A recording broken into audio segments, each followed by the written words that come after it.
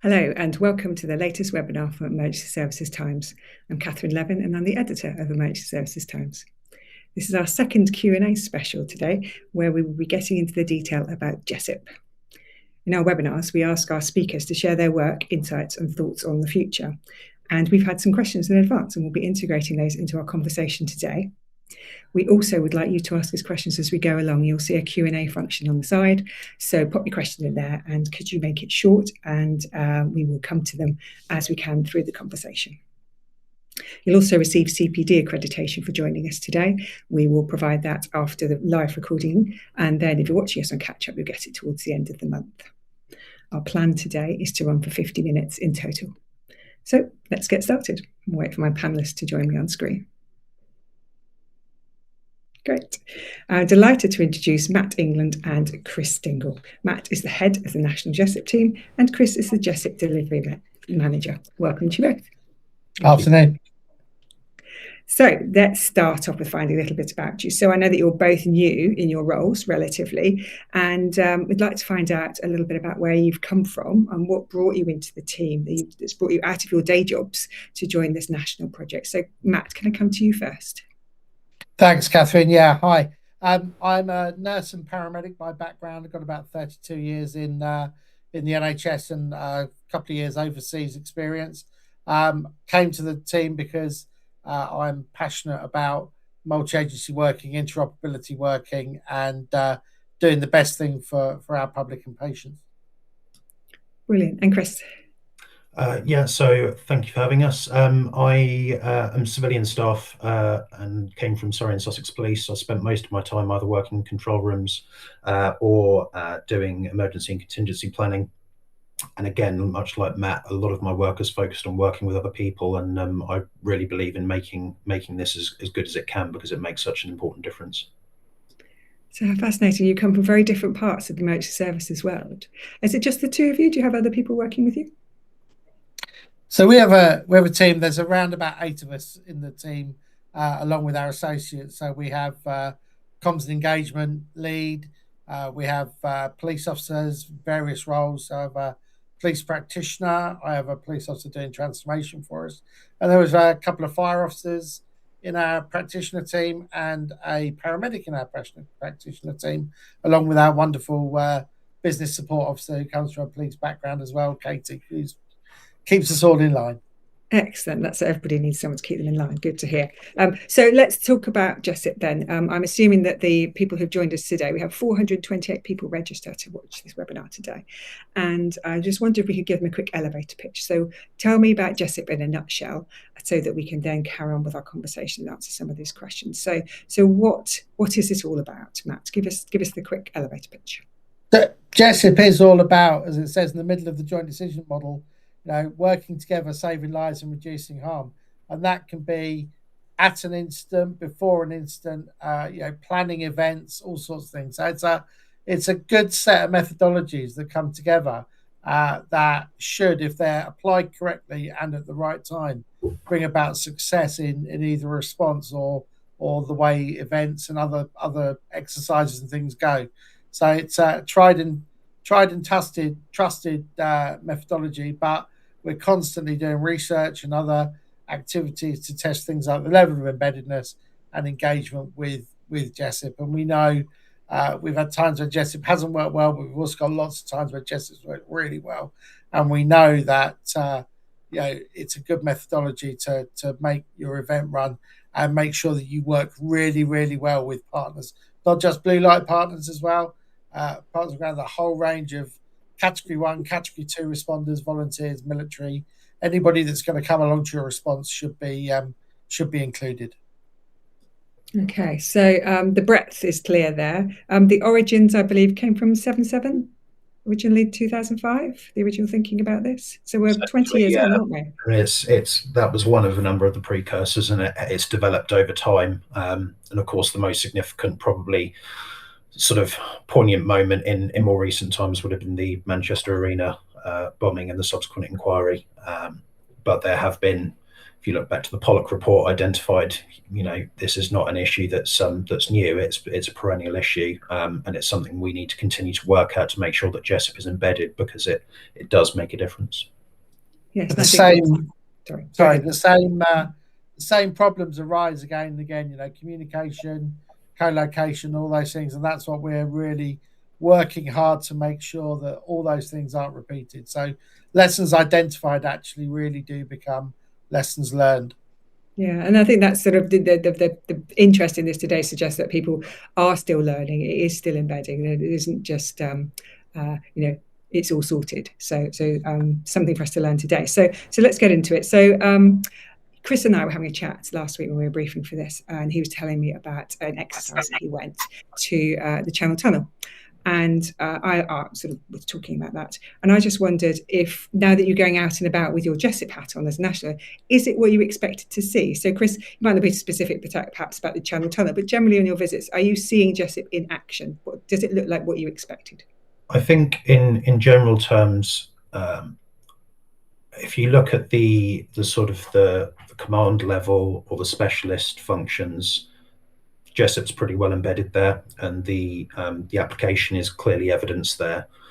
And where I think, and this is borne out by my own experience from my time in policing, and I think Matt would agree, it's something that we see elsewhere, is that how well JESIP translates through to the first responder is an area that we need to continue to push with. Fire service, for example, we know do this quite well, but every time a fire pump goes out, there is generally an officer on board who has had enhanced levels of training around JESIP, and their application is really good. Whereas if you're a police officer or a paramedic or from another agency where perhaps you've not had the same level of input, the level of embeddedness is not as strong. So that's probably my takeaway, but that's only from a few weeks into this post. But it bears out my own previous experience. Yeah, it's interesting. It's interesting that someone's asking the question here about, we don't know anyone who's anti-JESIP, but how do we make people more pro-JESIP? But that suggests to me that people perhaps not are enough something in the middle. They're not either, because they're not getting the training. Yeah. So Chris, what you're saying is around that it's great at the incident level, commander level, but not at the troops level, I suppose, the frontline firefighters, paramedics, police officers. Matt, would you agree with that? Yeah, and I think our work is, I'd hate to feel that anybody was anti-JESIP. I think what we've got to do is get more people more familiar with JESIP. And I think my views on looking at that is that we need to look at different ways of getting many more people involved. And, it's really, really difficult to abstract people from the front line. You just can't take paramedics, police officers, firefighters off the front line to give them large amounts of training. What we need to do, though, is make our products available. And this is a hopeless plug for our app. Really easy use. Download our app. Look at our self-teaching tools. Look at our JESIP in a minute videos. They literally take a minute to familiarize yourself with some of the products. Get those out and make sure that people are aware of those. And just encourage it and say to people, this needs to be muscle memory. This needs to be every time you come into contact with another agency as part of your role, think about, do I need to do some JESIP work here? So, paramedics and police officers work hand in glove all the time. Do we need to use the JDM here? Do we need to, think, how do I make my messaging clearer when I'm sending an incident report back? We'll use the ethane mnemonic. It's not just for major incidents. And JESIP is that big thing. We're not just there for the big major incidents. We're there for every time you need to work together with a partner agency to resolve an issue. Okay, so you have fallen down the acronym hole. So let's have, so JDM, can you explain that to us, please? The joint decision model. So again, it's on our agreed lexicon. So it's the joint decision-making model, which we say we spin the wheel of it to go around. And anybody can use that. You can use it. It's on the aid memoir. It's on the app. To go around, and it asks pertinent questions and prompts you to have a conversation in a bit more of a structured way than anybody else. Right, and you said ethane, but you often think is methane. So can you just give us a very quick of what ethane is simply the methane without the M, and it's a way of sending a message about describing your incident without declaring the major incident. So you can knock this. So it should be M/ethane is what we should all be saying, but we're all creatures of short habits, so we knock that slash off, so it becomes methane. But and anybody can send those.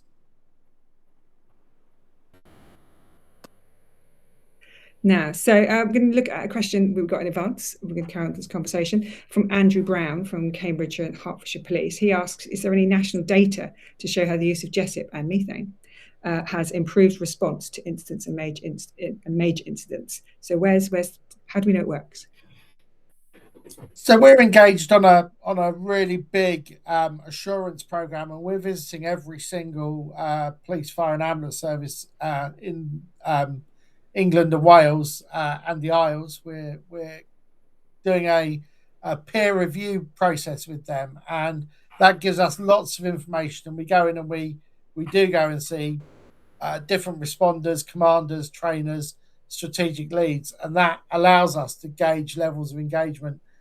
Looking at things like JESIP and JESIP as a whole and methane, other messaging, and just generally how JESIP is working. And that's really, really giving us a bit of a good temperature check of England and Wales and Northern Ireland as well around how well things are come. And we'll be reporting that back to our Interoperability board regularly to see where we need to improve. And that will advise our strategy about how we go about making it even more successful. Okay. We have a question here from Elizabeth, who asks, is there any update on when the new JESIP package is being released to enable updated training sessions? So you've talked a bit there about, we've talked about an app earlier and some other bits and bobs around what's available, but this training package, is that something that people should be aware of? What are you up to with that? Yes. So the current training packages are all still out there and are all current. We are actually next week we're having a intensive workshop being led by one of my staff and being housed courtesy of the College of Policing to revise the trainers package.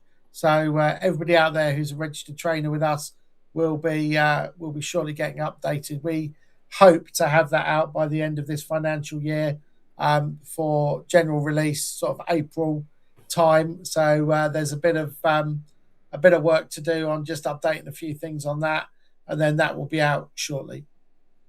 Brilliant. I can see in the questions there are lots and lots of us about the scope of JESIP and it going beyond police, fire and ambulance. I'd just like to reassure people that we will get to that, but we are not going to get to it just yet. So I'm not going to answer those questions right now, but I am going to move us on to communications because it keeps popping up, this word communications, when it comes to JESIP.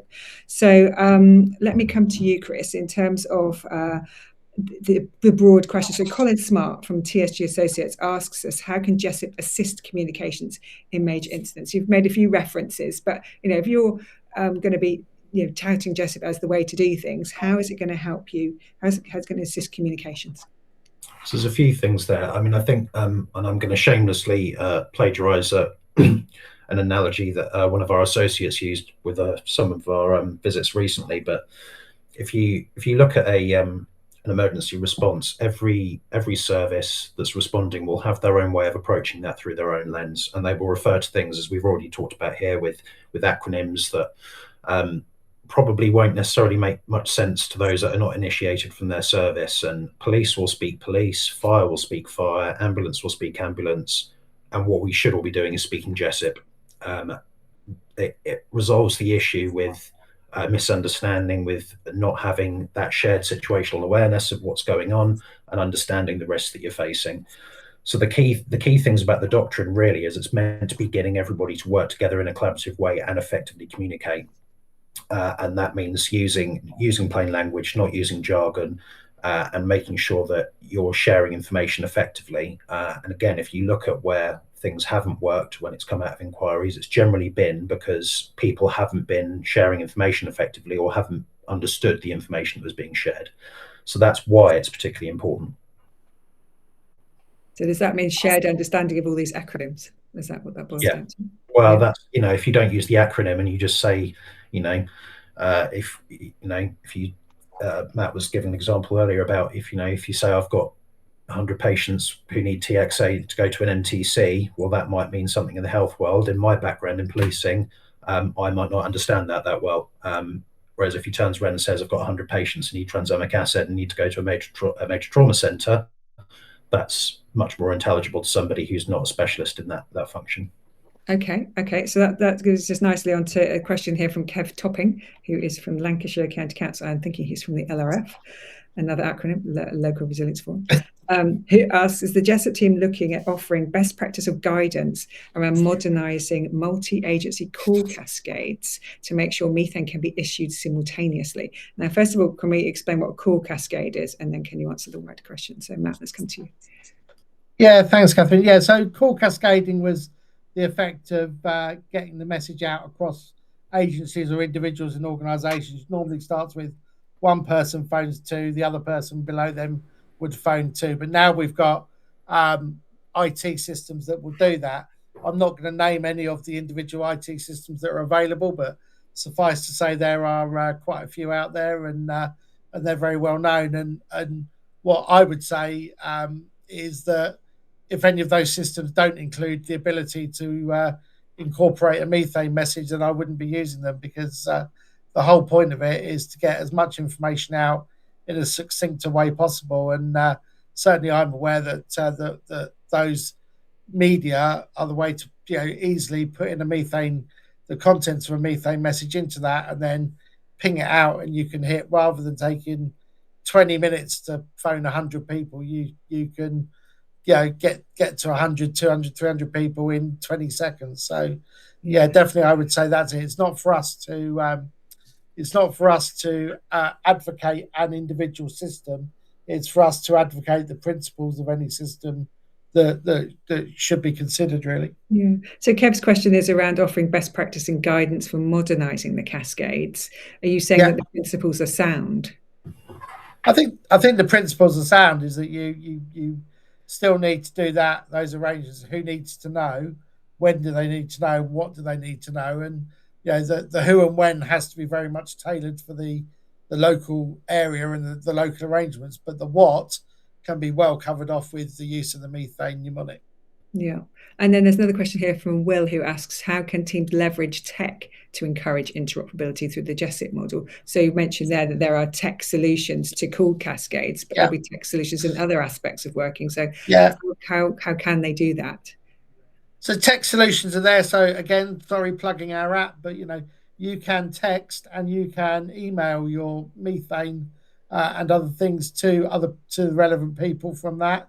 And I think the other thing around tech is, where we talk about co-location, that may be physical over the bonnet of a response car, etc., or it can be virtual on Teams, Zoom, whatever your choice of media is. So that's an example of tech. I think, say, sharing any of your briefings, sharing your methane messaging, your iMarch messaging, in appropriate solutions is there. So that needs to be encouraged, really. Okay, all right. So one other technology, the control room is a hive of technology, isn't it, in all emergency services? And Harrison White from MWAS, so that's the Northwest Ambulance Service, asks us whether there should be a national direction to compel the use of MATE, multi-agency instant transfer protocols, to bring consistency. So when control rooms are talking to each other, not picking up the phone, they're actually sending messages electronically. So you're talking about digital exchange of information. So all around comms in the control room and the incident commanders. Should there be a direction? Should everybody be using MATE? Chris? In an ideal world, that would be great. But I think the reality is that there are however many services in the country, probably with all different command and control systems. To get everyone on exactly the same thing is an ambitious aim, and would certainly help. But the sort of bottom line is ultimately it's just a tool that you would have on your belt for sharing information. There are other ways of doing that as well, and there are some services that do have immediate instant transfer. Certainly my old service, Surrey and Sussex, had the ability to pass CADs between each other and to Kent and British Transport Police and others. Didn't have it with fire, didn't have it with ambulance. We'd pick up the phone and call them. We'd hail them on the radio. These are all just tools to facilitate that communication. The key thing that's really important is the communication is taking place and that the sharing of the information is happening. Anything from you on that one, Matt? Yeah, I think we mustn't lose the human aspect of this as well. I think, where you co-locate, I think you co-locate virtually in person, as well as sending that media across, because you need to have that, especially in the early principles of something that is really serious or really hazardous, such as a marauding terrorist attack. You haven't got the time or the bandwidth to just rely on a standard email message or a message like that. You need to get on and have those conversations with your colleagues in other control rooms, on Teams or whichever media you prefer. But I think it's a useful adjunct, but we shouldn't replace the humans in the process. Yeah. Yes, and that's like mixed economy you're describing there, isn't it? If you had both, one for speed, one for the humanity of bringing people together to talk and discuss in a way that you wouldn't perhaps send messages. It's interesting. There's a question here from Steve McClendon who asks about data sharing. And about, it says, how JESIP is looking to address data sharing from the start of the incident in one agency to implementing shared JESIP protocols outside of the JESIP app. So if you've got data in one space, how do you move it somewhere else? And where will the security of all this information moving around the place? Matt? So I think data sharing, absolutely really important, especially in the planning phases and things like that. So you really should have data sharing agreements in place, but please don't ever forget that there is quite clear direction around data protection, which says that on occasions in emergency, you need to dare to share. So, in slower time event planning or slower time things, you should have your data protection agreements in place across local resilience forums or between emergency services. But, where life is at risk or limb is at risk, then the dare to share principle should definitely be used. Okay, I like that, dare to share. Now, there's the question I was going to put to you on the last of this bit on comms is based on my own experience. So I was lucky enough to go to South Wales a few months ago and watch exercise Tendley 2, which was an amazing exercise around a road traffic accident. It was a big roundabout, loads of people involved, and I watched the JESIP huddles. So I was really intrigued by these huddles of people continually meeting and talking, and all of the tabards on their back and everything. And what struck me was they were all doing it differently. So they were all using either paper or a tablet or something. And I just wondered how, when you have those huddles of people who are going through the incident, sharing information, how do they communicate that between each of those huddles and then between their own agencies to create a collective view of the incident, particularly afterwards when you're looking at debriefing? How does that work when they're all using different formats and different media? Chris, can I come to you first and then perhaps to Matt? So part of the joint decision model, the initial phase is about gathering information, and that is where your methane or ethane would form your structure for your initial information gathering. And as you move through the decision model to then handing that information over, you would then be looking at a briefing tool like IMarch to hand that on. And then in terms of recording the information that's sort of coming out of those meetings and those co-locations, the doctrine covers this off in terms of providing a minimum sort of expected standard, which is that you'll have some form of decision log where you're recording what the decision was, why you've made it, what actions have been taken, and what time and date you did that. We have got on the website our joint decision log, which people can access and make use of.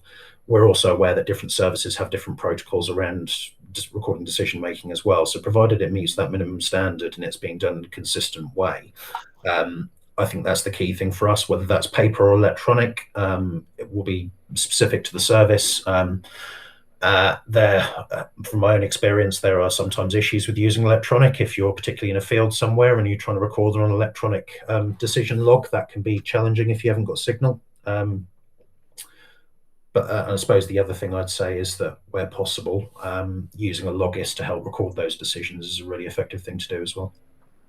Interesting to hear the word logist. Matt, any thoughts on that?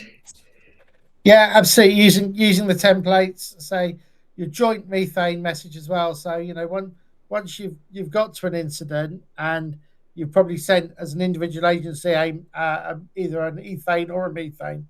After that, it should be a joint message going back up so that everybody has a common recognised information picture. It really is important because there's nothing worse in a more complex or major incident setting up a strategic coordinating group and getting 3 different versions or 4 different versions of the truth arrive, because that then shows you that your team on the ground aren't probably getting it together as well as they should. So that it's is really interesting. important that you that multi-agency methane message, joint methane message is generated, so it travels all the way up and gets that message through, so you don't have little break off messages and you don't start to get those little rumors start running that can often down a response. Tyler asks a question down here. In the same vein of what we've been talking about, he says, is there merit in a single mandatory incident command platform that unifies all emergency services under one shared incident record while remaining fully compliant with JESIP? And that sounds enormous and very expensive, but I don't know what your thoughts are on that. I think we've tried many times to get everybody on one solution, and I think we probably all agree that one size doesn't always fit everybody. Every area I've gone to has told me so far that they're slightly different from everybody else in different ways. So, you've got mountainous regions, so things don't work there. You've got London with a population density, so things don't work there. So I think a local response potentially to a national best practice standard is probably the closest we're going to get to that. All right, so let's move on to learning then. So doing all of this amazing work, responding to incidents, doing training, doing exercising, and somehow you've got to bring all that learning back into the organisation across the sector, and somehow you guys can help with the coordination of that. So let's just understand what the joint organisational learning, how that's going. It's been around for a while. Could you just spell out a little bit about what it is, what the process is, and where you see that going next? So joint organisational learning is a platform where anybody that's signed up can submit, or any organisation that is signed up can submit episodes of joint organisational learning. And that can be where things have gone well, or it can be where things have gone less well. We should be gripping things that have gone less well and making sure we improve those. But with the same vigour, we should be investigating things that have gone well so that we can share that best practice out around the country. So the joint organisational learning process is undergoing a revamp with my team at the moment, working alongside Zeal Solutions, who are the providers of the software and the system. Lots of work has gone into making sure that the system will be as good as it can be to make it easy to submit a lesson. It will then go through a process and will either be put out as notable practice, items, notable practice, organisational learning, or if it's serious enough, an action note. And the action notes go up for approval at the Interoperability Board and then published. And as they say, they require organisations involved to take action to change practice or improve practice in order to improve responses. So we currently have 4 action notes live in the UK. So they are CBRN, new ways of responding to a CBRN incident. We have persons in crisis and how to assist persons in crisis in terms of what the best things to say and not say and how to deal with them is. We have a submersion tool, so patients or people that have been seen to submerge as a decision making to help around how you decide where you are at that stage of a rescue or maybe sadly a recovery. And really importantly, we have a rail safety action note that was published, which is around safety for responders when we have to go onto railway tracks, which are incredibly dangerous environments, as you can imagine. So there is the need to make sure that our responders who go on are well versed, and the JESIP principles are being used to coordinate that response. Okay, so you kind of slightly stole my question, which was going to ask you about we're always sharing, we're learning from when it doesn't work, but do we actually share when it does work? So you've kind of touched on that. But in terms of those 4 action notes, are any of those based on the fact that something works really well, we've seen it work well, we're reminding everybody that it works well, or were they all about things which hadn't quite worked well and we need people to change the way that they're doing things? Some of them, well, most of the action notes are generally around safety and around best practice.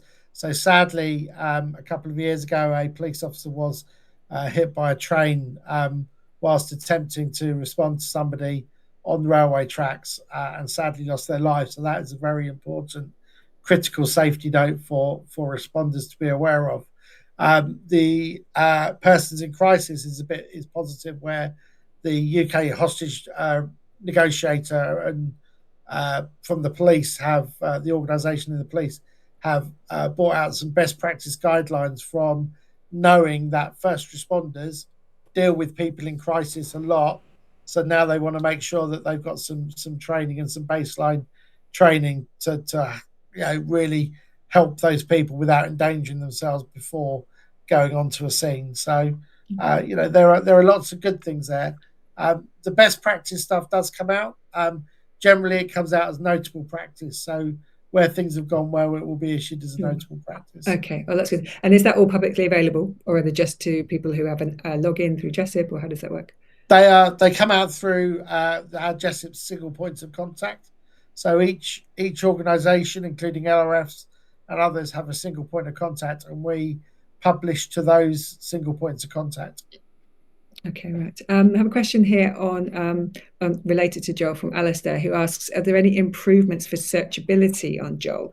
Suggests that perhaps that's not working so well. So it's easy enough to submit, but how can you find stuff coming back? The work you've just described, will that improve search for the documentation you talked about? Yes. Yeah, Chris is my techie. I'm going to have to...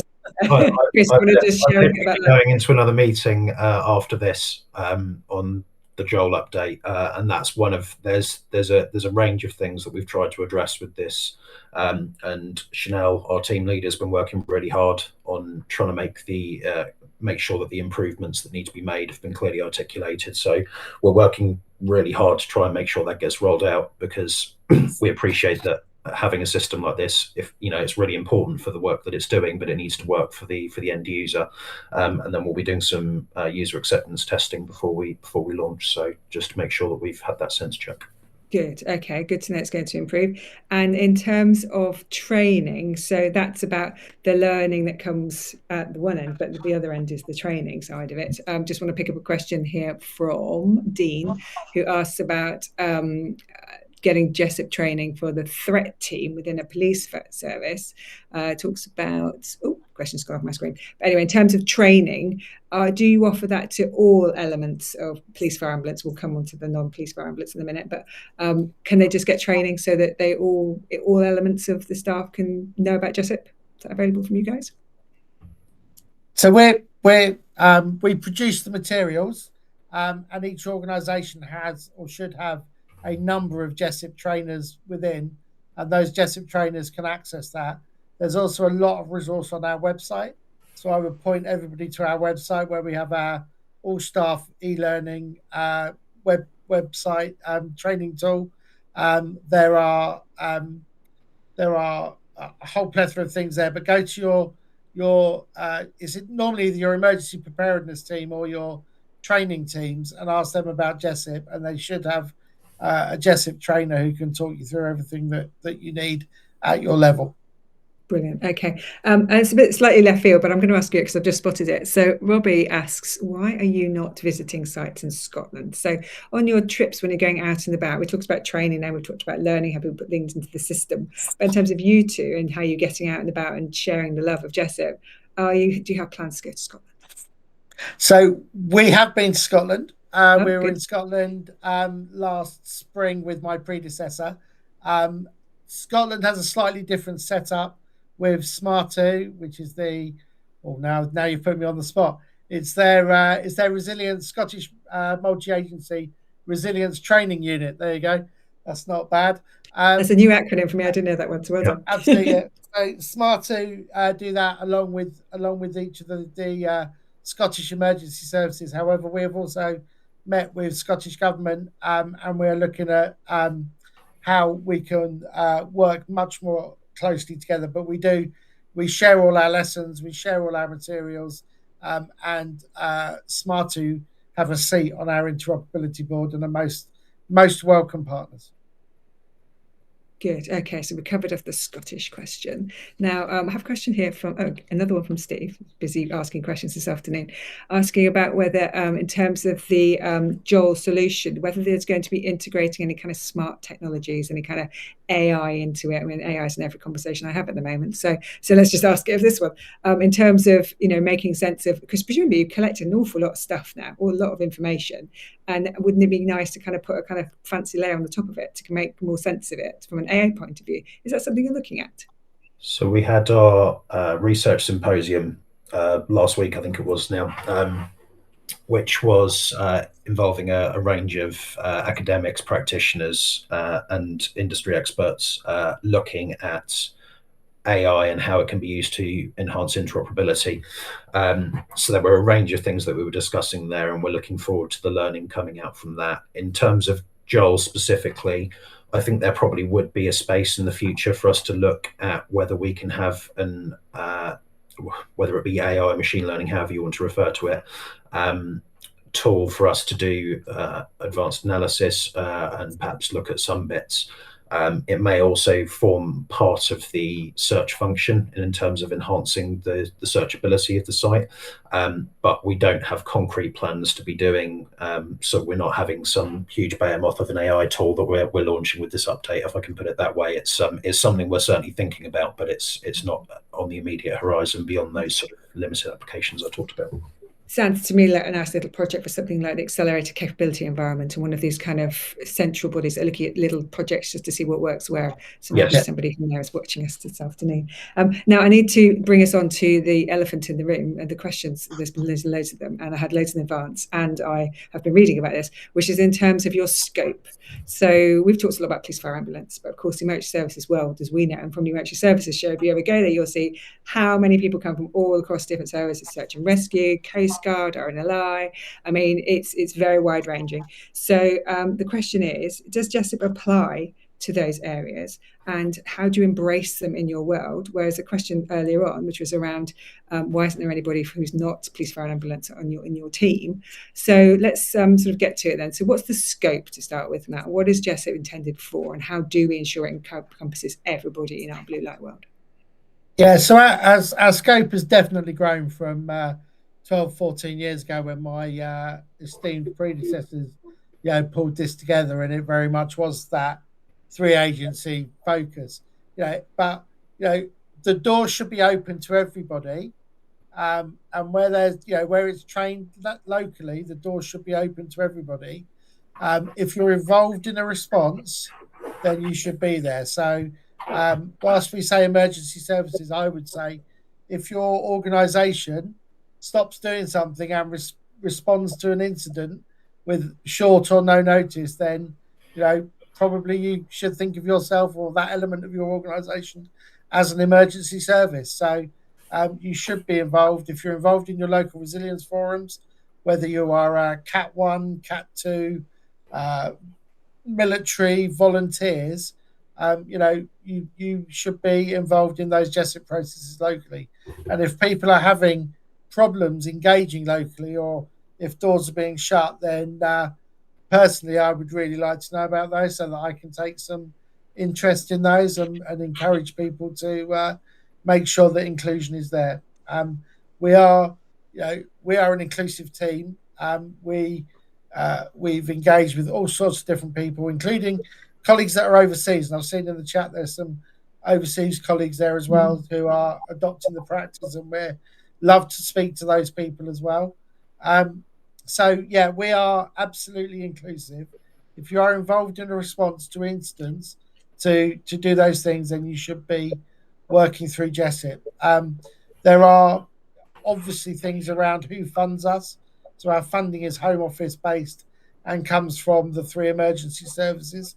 So that is where our initial focus will lie, but that doesn't stop us engaging with the wider LRF communities. And I would be concerned at people who feel that they're not being involved by those emergency services or by those LRFs. And if people feel they need to raise that to our team, please drop us a line and we will engage. Great. Okay, well, that's good that you're open to that.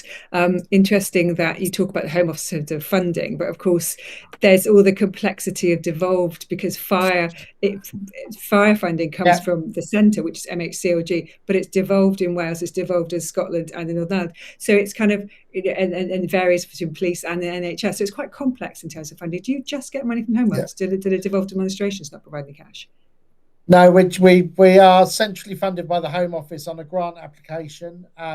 We receive around about 60,000 from relevant bodies in police, fire and ambulance only. And that's the funding that we use.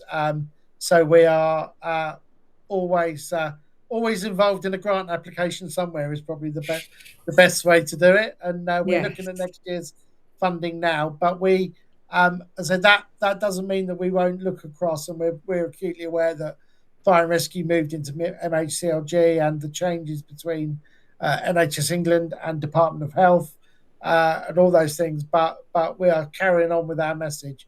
Doesn't really matter where the pounds are coming in. I'll take the pounds from anywhere. Legal, obviously.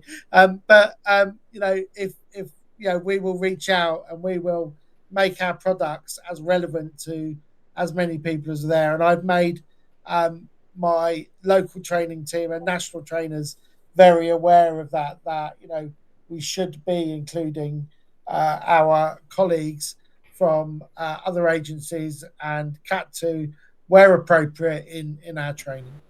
Okay, so there's a very strong message there around inclusion. Yeah.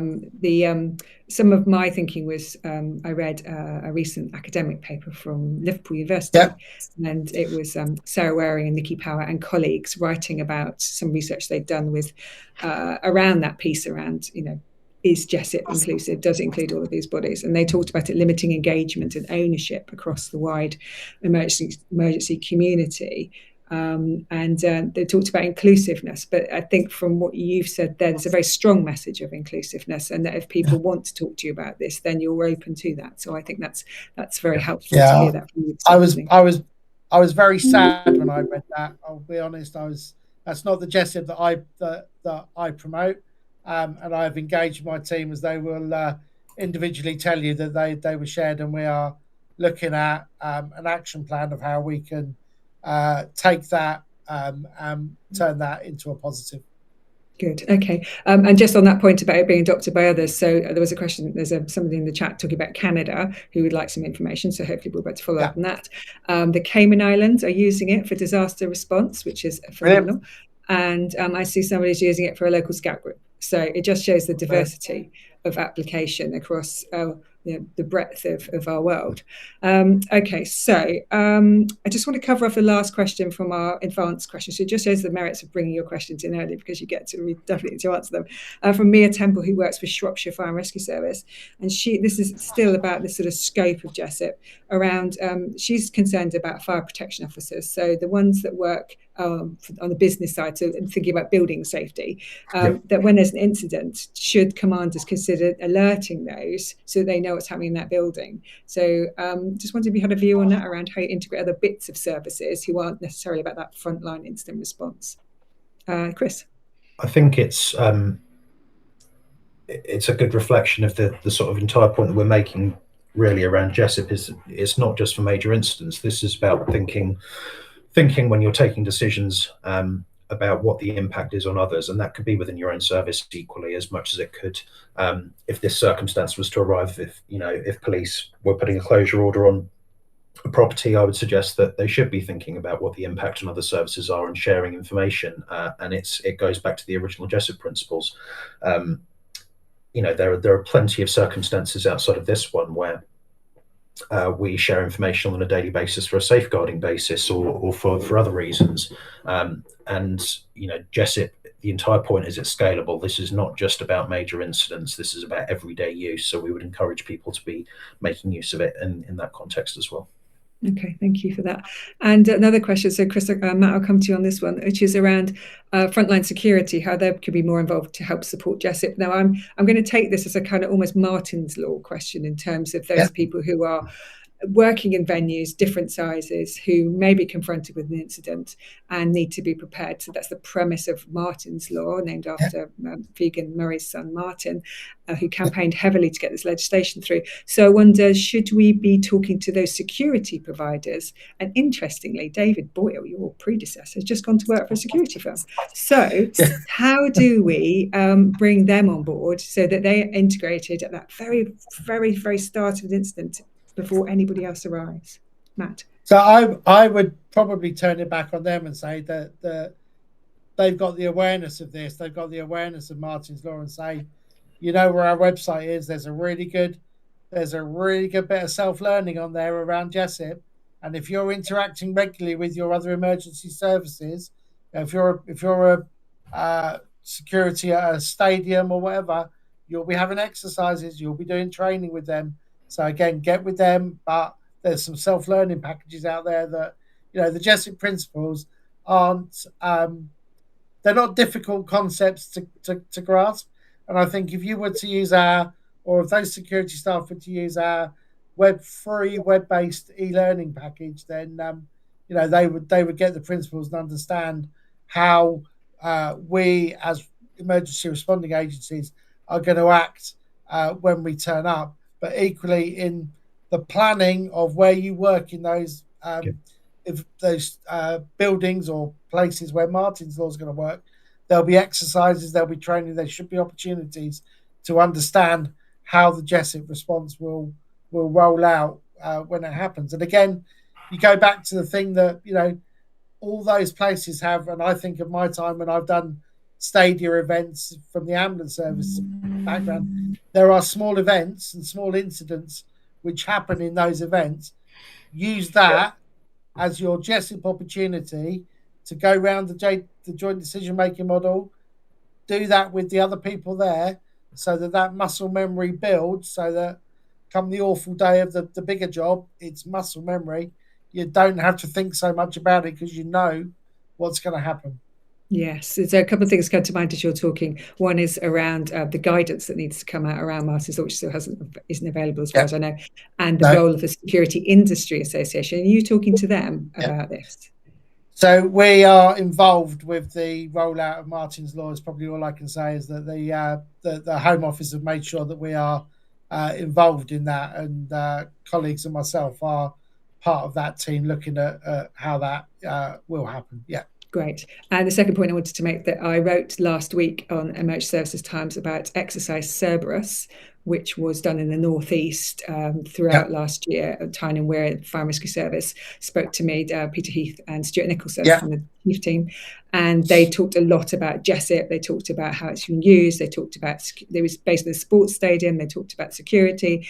It was like reading a JESIP manual. So I think, if anybody's interested in reading that story, it's on the website if you want to go and have a look, just to see how it kind of works in practice and that training exercising scenario as well.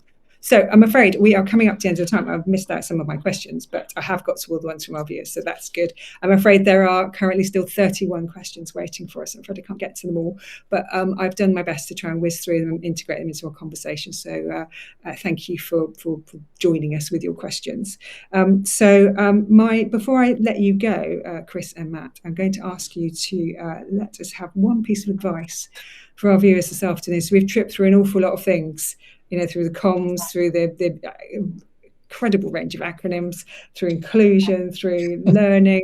I mean, it's been a fascinating and very sort of wide-ranging conversation. But if you were going to ask people to go and have one chat about one thing, what would it be? So let's start with you, Chris. What was your one piece of advice? I think the thing I'd probably come back to is that point about this isn't just for the big jobs. If you're going to embed JESIP, make sure you embed it every day and make it muscle memory. We don't want it to be an add-on or something to think about when there's a major incident. This is something for everyday use, so please use it. Excellent. And Matt? Get to know your responding colleagues in peacetime. It's so much better to go and have a coffee and do an exercise with, I can think of my colleague. Literally, I've got someone called Karen who's a fire officer. I've got Roy who's a police officer. We know each other. We've had coffee together. We've done training together. Do all that because I know when one of them picks up the phone to me, I know who they are. They're friends and colleagues, and it's much better to respond with a friend and colleague than respond again. Have to be meet a stranger, for want of a better word, in a high stress situation and try and work out how they're gonna do things. So get to know your responding colleagues, buy them a coffee, even a donut, get some there, even better, and make friends with them. It will make your response go 100 times easier than if you have to get to know people on the day. Brilliant. And you have very cleverly taken me back into one of the questions I was going to ask you earlier, which is where Chris had said to me in the briefing that you should have that familiarity and that it should be nice to see you, not who are you, which is very apt, I think. So thank you for bringing us back to that as well as your piece of advice. And Chris, for reinforcing muscle memory, which is one of my favourite phrases from today, about making sure that it's just the way it is. It's what you do. So great advice from you both. Thank you so much for sparing time to talk to us this afternoon, sharing us in the world of JESIP. You can see from the number of registrations, from the number of questions, how much interest there is, and that your work is cut out. You still have to keep going around talking to people, doing all your great work. So thank you very much. I'm going to finish my exit speech for this webinar. So I'll let you go off into the wings. Thank you so much. Thank you. Thank you. So that just leaves me to thank you for watching us this afternoon. It's been great. Matt and Chris, new to their roles, clearly really into it. It's just great to see so much enthusiasm and inclusion. So do get in touch with them if you want to follow up on any of the topics from this webinar. We will be putting this on to catch up. So as soon as I finish, you can watch it all over again if you want to. And it will be there for the foreseeable future, and any notes, any references we'll put in there as well. You'll get CPD accreditation by email, so you'll get this pretty soon if you're watching this live, and then if you're watching on catch up, hopefully by the end of the month. We're going to plan some more of these Q&A sessions. They seem to be going rather well. ESN and this one getting over 400 registrations each, which is amazing to see so much enthusiasm. So I will advertise those as soon as we've got those sorted. Do visit our website, emergencyservicestimes.com, and sign up for our daily digest to stay up to date in this very, very busy world of the emergency services. It just leaves me to say thank you very much for watching.